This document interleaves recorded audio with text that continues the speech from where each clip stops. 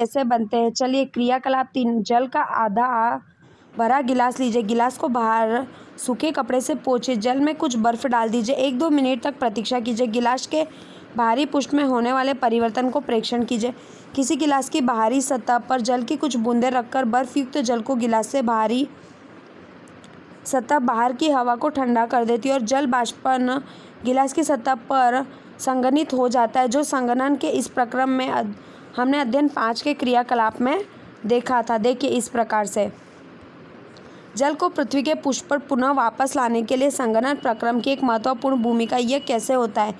जैसे जैसे हम पृथ्वी के पृष्ठ के ऊपर जाते हैं ताप कम होता जाता है। जैसे जैसे वायु ऊपर उठती जाती है ठंडी होती जाती है। पर्याप्त ऊंचाई पर वायु ठंडी होती जाती है। इसमें उपस्थित जल बस संघनित होकर छोटी छोटी बूंदें रहती है जिसे जल कणिका कहते हैं और परिवर्तन होता है। ये छोटी छोटी जल कणिकाएं जो वायु में तैरती है हमें बादल दिखाई देते हैं। इस प्रक्रम से बनी हुई जल कणिकाएं आपस में मिलकर अमाप की जल बूंदें बनाती है। चलिए अब हम आगे देखते हैं। देखिए इनमें से कुछ जैसे बूंदें भारी होकर नीचे की ओर गिरती है जिसे हम वर्षा कहते हैं। विशेष स्थितियों में ओले के रूप में गिरती है जिसे हिमवर्षा। बाष्पोत्सर्जन द्वारा चला जाता है और बादल बनते हैं। वर्षा ओले तथा हिमवर्षा के रूप में धरती पर वापस आती है। 14.4 पुनः महासागर की ओर। वर्षा तथा हिमवर्षा के रूप में पृथ्वी के विभिन्न भागों में जल क्या होता है? प्रायः समस्त भूपृष्ठ महासागरों के तल से ऊंचे वर्षा तथा हिमवर्षा के रूप में भूमि पर गिरा अधिकांश जल अतः महासागरों में वापस चला जाता है। विभिन्न ढंगों से होता है। पर्वतों पर हिम पिघलकर जल बन जाती है और पहाड़ों में झरने तथा नदियों के रूप में नीचे गिरता है। कुछ जल वर्षा के रूप में भूमि पर गिरते हैं और वह भी नदियों और झरनों के रूप में बह जाते हैं। अधिकांश नदियाँ भूमि पर दूरी तय करती हैं अतः किसी समुद्र या महासागर पर गिरती है। तथापि कुछ नदियाँ का जल झीलों में बह जाता है और वर्षा का जल झीलों तथा तालाबों में भर जाता है।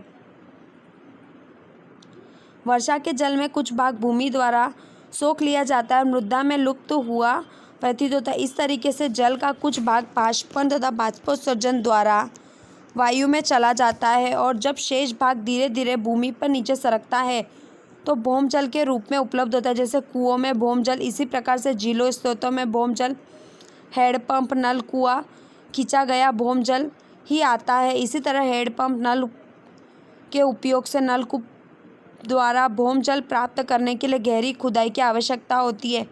उपयोग के लिए भौम जल स्तर क्षति की चिंता का विषय है।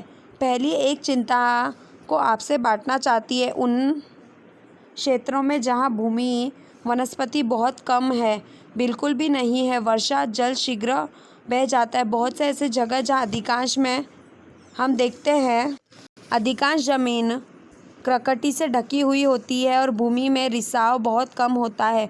भौम जल की उपलब्धता प्रभावित हो जाती है और वर्षा का बहता जल आपके साथ मृदा के ऊपर की पृष्ठ भी बहाकर ले जाता है। अब हम ये जानते हैं कि भूमि की सतह पर वर्षा रूपी जल ओले तथा हिम के रूप में महासागरों तक वापस पहुंचता है। इस प्रकार जल की पृथ्वी की ऊपरी सतह पर जल बाष्पन के रूप में वायु में जाता है। ओले तथा हिम वर्षा को लौटकर आता है। देखिए इस तरीके से होता है। चलिए अब आगे और अंत में वापस महासागरों में लौट जाता है जिसे हम जल चक्रण कहते हैं। समुद्र तथा भूमि के बीच में जल चक्रण निरंतर चलता रहता है और आपूर्ति बनाने का काम करता है। चलिए 14.5 यदि भारी वर्षा हो तो क्या होगा? वर्षा का समय अवधि तथा मात्रा में विभिन्न स्थानों पर भिन्न भिन्न होता है। संसार के कुछ भागों में वर्षा होती रहती है। ऐसे स्थान भी जहाँ पर वर्षा कुछ दिनों के लिए होती है। हमारे देश में अधिकांश वर्षा मानसून के मौसम में होती है। विशेषकर गर्म के दिनों में वर्षा हमें राहत प्रदान करती है और बहुत सी फसलों का बोया जाना मानसून के आने पर निर्भर करता है। परंतु अत्यधिक वर्षा से बहुत सी समस्याएं उपलब्ध हो सकती है।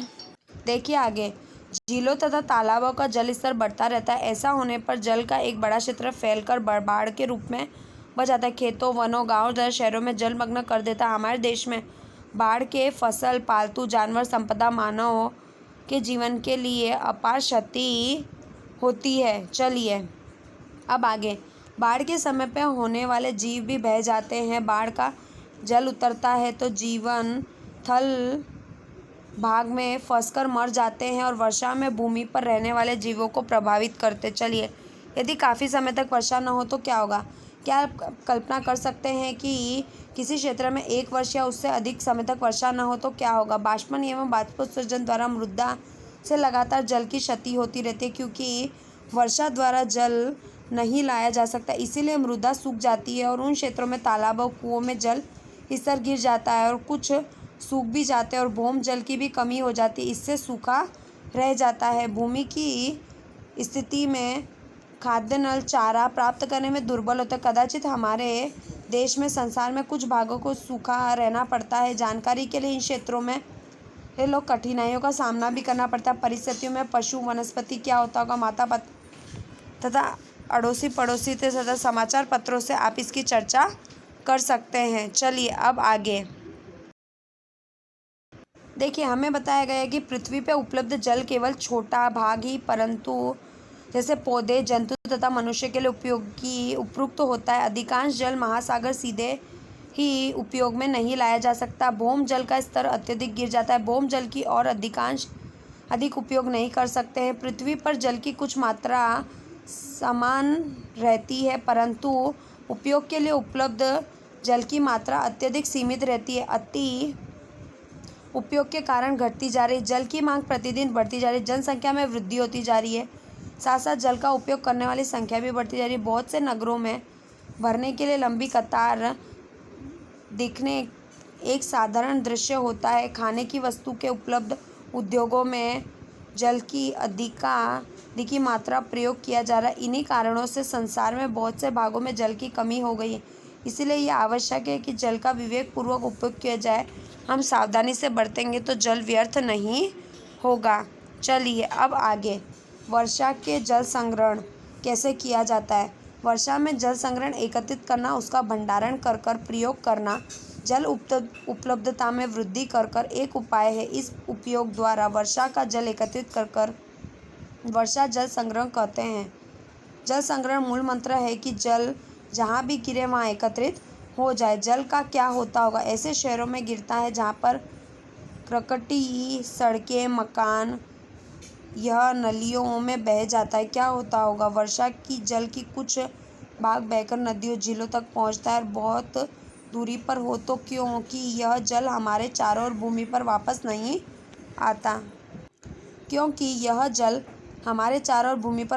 आता। इसी जल के घरों में वापस लाने के लिए अत्यधिक प्रयास की आवश्यकता होती है।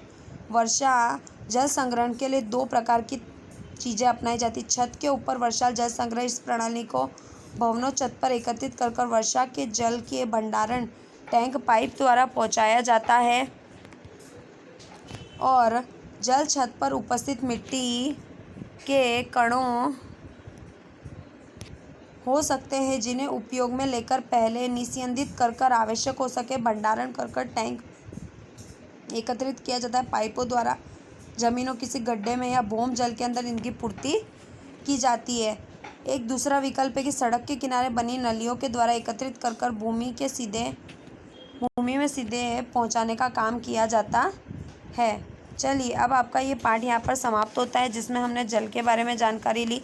इसका अभ्यास आपको आपकी नोटबुक में पूर्ण करना है। धन्यवाद।